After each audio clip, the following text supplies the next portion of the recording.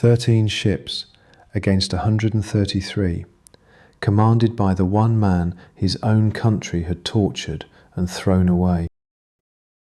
There's a man kneeling on a cold stone floor. His back is a map of half-healed wounds, and the country he gave his whole life to is the one that put them there. A few months ago they called him a traitor. They tortured him. They stripped the rank from a man who had never, not once, lost a battle at sea. His name was Yi Sun Sin. Remember those wounds, because in a few weeks the same men who made them are going to come crawling back and beg him to save them. And he's going to say yes. To understand why that's the most staggering thing you'll hear today, you first have to understand who they threw away. 5 years earlier, Korea was dying. Japan didn't come to raid, it came to erase them. 150,000 soldiers, and within weeks the capital had fallen. On land it was a slaughter. And then there was the sea, because on the water there was this one admiral nobody could touch. While the armies broke, Yi went out and sank the Japanese fleet. Again and again. He built armoured ships with dragons at the prow. He didn't just win, he strangled the whole invasion by cutting the food off its army. One man at sea bought his country years. So hold that picture. The most successful commander his nation had ever produced. Now watch how they thanked him. The Japanese understood something the Korean court didn't. They could not beat Yi on the water, so they stopped trying to. They cheated. They fed a lie through a double agent, a trap dressed up as a tip, built so that whatever Yi did, he would look like a coward. The court swallowed it whole and ordered him to sail his fleet straight into the ambush. He refused, because it was an ambush. And refusing a king, even a king sending you to die, is treason. So they took the man who had saved Korea and they broke him. They handed his fleet, 5 years of his work, to a rival who hated him. And that man sailed it, at night, straight into the trap Yi had warned them about. At a place called Chilcholyang, the navy that had held off an empire was annihilated in a single night.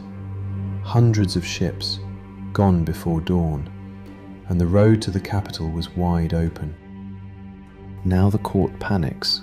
With the navy gone, there is nothing between the enemy and the heart of the country. So the same king who tortured him quietly makes Yi an admiral again, of a navy that no longer exists. And then the king hedges. He sends a letter suggesting the sea is hopeless, that Yi should abandon the ships and come die usefully on land. Yi writes back, one reply. 400 years later, Korean children still know it by heart. I still have 12 ships, and as long as I am alive, the enemy will not dare to hold us in contempt. 12. Let that land. 12 battered ships, and gathering at the edge of the map, sailing for that exact stretch of water, 133 warships, with hundreds more behind them. From a Japanese deck, this was not a battle, it was a clean-up. The last loose thread before the war was theirs. And honestly, they were right to think so. By every number that exists, they had already won. But Yi had chosen the ground. a strait the locals called the Roaring Channel, one of the most violent stretches of tidal water on Earth. The whole sea forced through a gap so narrow the current rips through at the speed of a sprinting man. And then, at a precise hour, it does something almost unbelievable. It stops, and it turns around. Yi knew this water the way you know your own street. He had been counting on it for weeks. It was the only card he had left. He couldn't beat 133 ships, nobody could. But in that throat of water, they could only come at him a few at a time. Their greatest weapon, their numbers, became a traffic jam. He had been left with scraps, and he had chosen the 1 square mile of ocean on Earth where scraps might be enough. Dawn, October.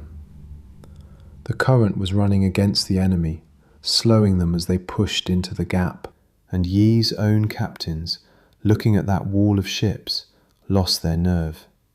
They hung back. So his flagship went forward, alone, 1 ship, in the mouth of the strait, fighting the entire vanguard by itself. And Yi turns to his terrified crew and gives them the second line history kept. He who is determined to die will live. He who clings to life will die. It held. 1 ship refusing to break long enough to shame the other 12 back into the fight.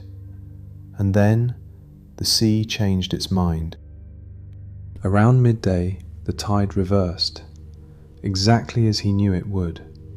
The current that had been holding the enemy back now slammed into them from behind.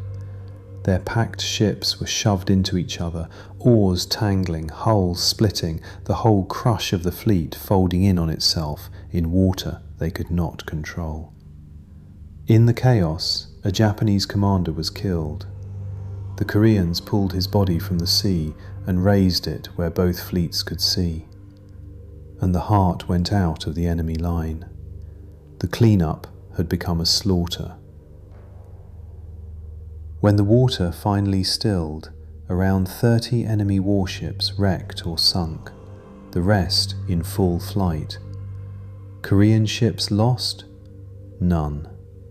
Korean dead? 2.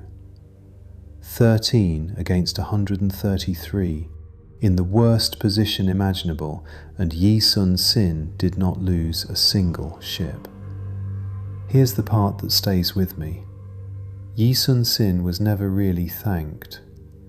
A little over a year later, in the last great battle of the war, he was on his deck again, winning again, when a stray bullet found him. And as he was dying, he said this: "The battle is at its height. Beat the drum. Do not announce my death." He spent his last breath making sure the men he was dying for wouldn't lose heart. We tell easy stories about people who fight for things that love them back. Yi is the harder, truer one. A man who did the work because it was right for a country that never deserved him. It took 400 years, but they finally understood what they had. Today there's a statue of him at the center of Seoul, sword down, facing the water. 12 ships. As long as he was alive, the enemy would not dare. Next time, the war that made him, the one battle everyone forgets, came first.